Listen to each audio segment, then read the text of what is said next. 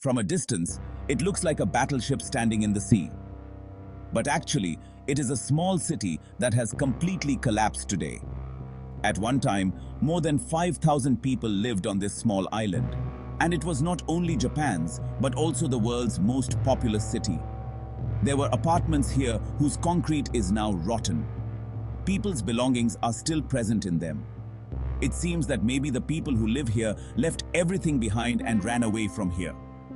There were schools here where sometimes children's voices were heard.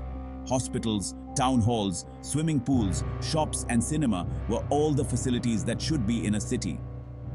But today, this whole island, whole city looks like a deserted ghost town. But why? Why not one of the thousands of people living here today?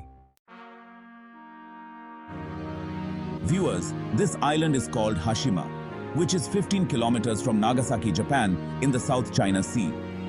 Because this island looks like a battleship, that's why it is also called a battleship island. There are about 500 islands in this part of the ocean that have no inhabitants. But the story of Hashima is quite different from them. If you look at it, the other islands are quite green. But Hashima Island is a very large stone rising from the sea where there is no plantation.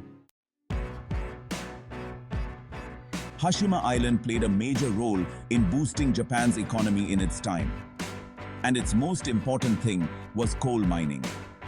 In the history of the last 150 years, 1,65 lakh tons of coal was extracted from the bottom of the sea near this island. So much coal can produce electricity for India for a month and Pakistan for 10 months. In the 1800s, people living on Takashima Island, a little away from Hashima, found coal scattered on the ground. In 1916, 3,000 workers lived here, who removed 150 tons of coal from the ground in a year. Due to the small size of Hashima Island, there was very little space to live here. So Mitsubishi made a concrete residential complex here so that as many workers as possible could live with their families. It was Japan's largest concrete building at that time, but it was still too small for workers to live in. After that, the number of workers on Hashima Island increased and Mitsubishi continued to build new complexes here. Along with this, schools and entertainment centers for workers' children were also built. In 1941, coal production on Hashima Island reached 410,000 tons annually, which was increasing day by day. Even during World War II and before that, Chinese and Korean prisoners were forced to work on mines, for which the whole world still criticizes Japan. For this reason, after World War II, when the throne of the Japanese Empire was overthrown, Japan also built many facilities for workers on Hashima Island to improve its impression, such as cinemas, gymnasiums, high schools, and entertainment centers. Here, all these facilities were kept completely free for the workers. But for this, the workers had to work hard in the maintenance of the island. Fresh drinking water was brought here from mainland Japan. But later, water lines were laid in the sea, which used to connect with mainland Japan. In the 1960s, Hashima Island was at its peak, and the Japanese economy was also benefiting from it. But this was the time when the downfall of coal engines began.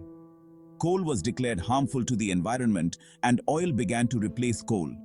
Due to this, the demand for coal in the international market also began to decrease, and slowly coal mines began to close.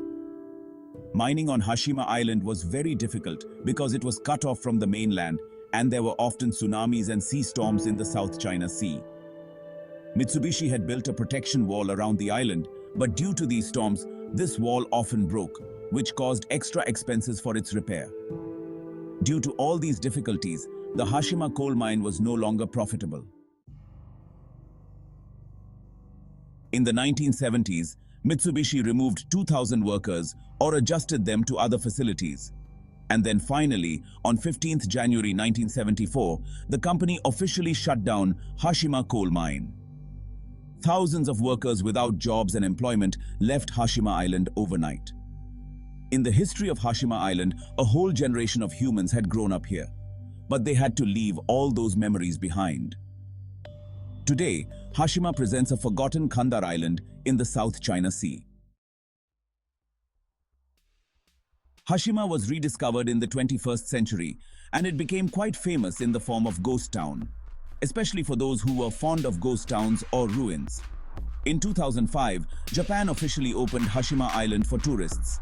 Officials have tried many times to repair the buildings here, but because their reinforced concrete has rusted a lot and due to harsh weather conditions, it is not possible to do this work. Many buildings here have fallen due to typhoons, and the other buildings are close to falling. Only a small part of the island has been repaired, and tourists also have permission to go here. The location of this ghost town also attracts filmmakers. Here, the 2009 Life After People TV series was shot. In 2011, many of the thriller scenes of James Bond's Skyfall movie were also shot on Hashima Island. In 2009, Japan requested Hashima Island to be listed on the UNESCO World Heritage Site. But South Korea, North Korea, and the Chinese government opposed it. They said it was a game with the feelings of those who survived, who were forcefully brought here to work in the mines.